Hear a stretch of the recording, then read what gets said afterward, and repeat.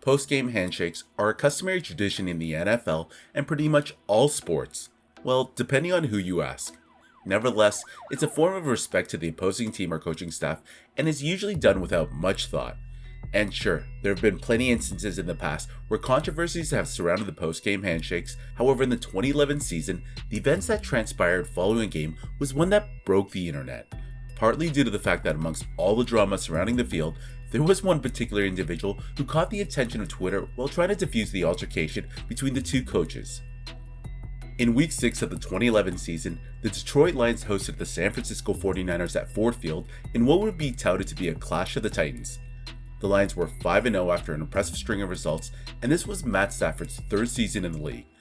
The quarterback went on to having his best statistical season in 2011, and that was largely due to the connection he had with Calvin Johnson. Jim Schwartz was the man in charge, so life in the city of Detroit during this time was looking rather bright for Lions fans. San Francisco, on the other hand, had just parted ways with Mike Singletary towards the end of the 2010 season and brought in Jim Harbaugh from Stanford. In the first 5 weeks of the season, the team got off to an incredible start under their new head coach and were looking to continue this trend as they headed into their bye the following week. Alex Smith was their quarterback under center, but this was a team that was primarily led by their front seven, more particularly the law firm of Bowman, Willis, Smith & Smith.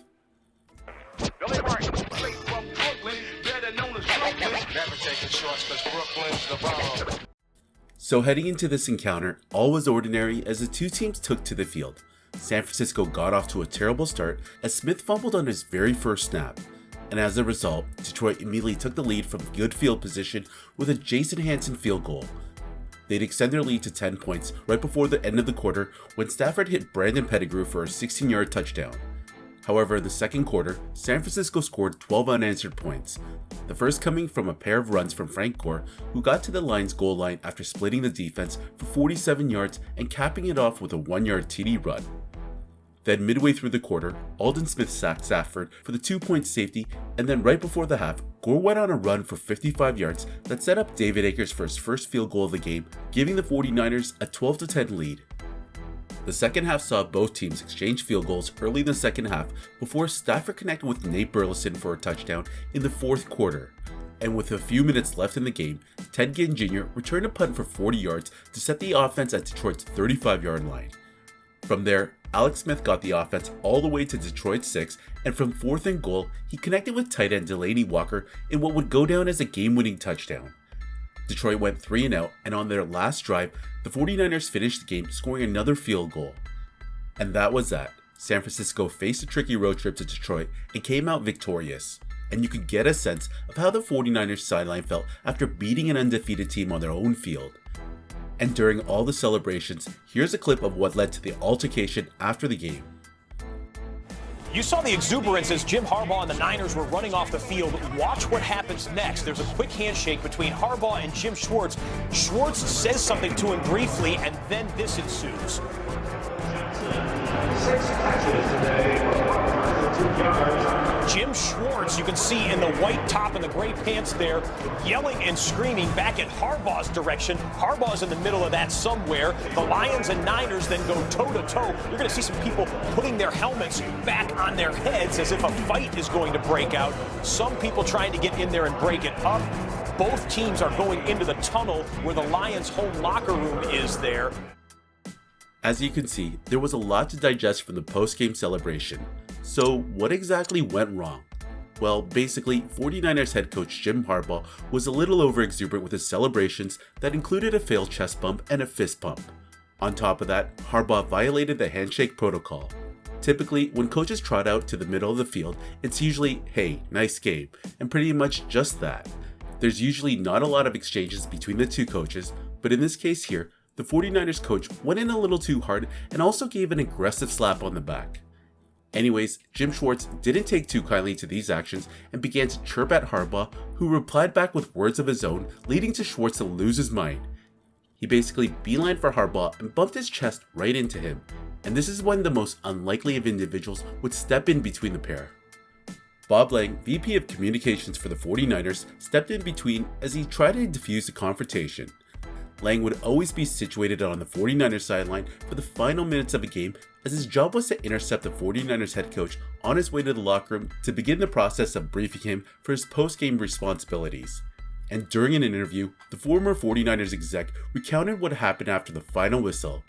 As I'm getting close to Harbaugh, I'm 10 feet from him. I see a white blur come from around the other side of him, and I realize it's Jim Schwartz, and he's jawing at Harbaugh. He bumped his chest right into Harbaugh's shoulders, and so I literally stepped in front of Harbaugh and swung my body around between the two of them. I just knew it wasn't going to end too well. So as viewers saw what unfolded after the game, it's pretty safe to assume not a whole lot of nice things were exchanged between the two coaches. And while the confrontation began to move towards the end zone, players from both teams began to put on their helmets back on, as no one was sure what was going to happen next.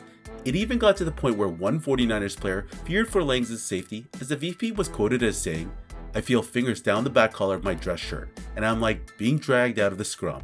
And I look up and it's Shiloh Rochelle. He looked at me and says something along the lines of, "What are you doing here? You're gonna get killed." There's a lot of adrenaline and tempers flaring after a game, so teams typically want to keep communication short and simple. That's why post-game interviews with players are usually done a little after the game to give the players a chance to cool off.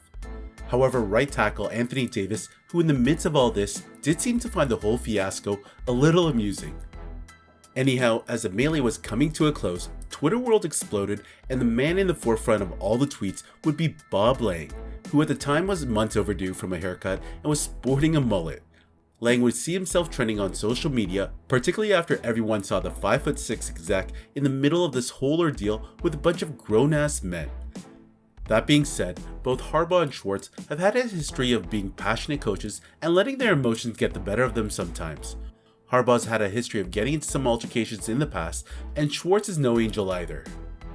While neither of these two coaches really addressed the incident, years later, Jim Harbaugh confessed and took responsibility for his actions on that fateful day. Maybe my favorite moment, and I don't know if you ever relive it in your head, the Jim Schwartz standoff at Ford Field. Yeah. Not because of you versus Jim Schwartz, though, because of a certain Bob Lang who came flying in there to break the whole thing up. Did you after, were you like, Bob, I've been a long fan of Bob Lang, which is a weird thing to say. Yeah. I'm a long fan of a PR guy. Yeah. But he came flying in out of nowhere and broke that thing up. Was that part of his job? Like, hey, if things get heated, you got to be the guy to break up whatever Coach Harbaugh gets. So, not at all. That was I went in too hard too aggressive on the handshake. Yeah. That was I've since changed that.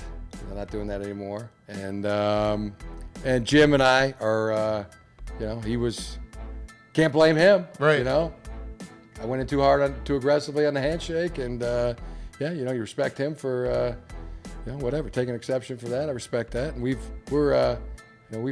talked, and we're good. He went on to describe in an interview with Barstool Sports that his celebrations were over the top and Schwartz's reaction was justified. Basically, he violated the handshake code. Anyways, so when the two teams met again the following season in a Week 2 matchup, all eyes were on how the two coaches would greet each other following the final whistle.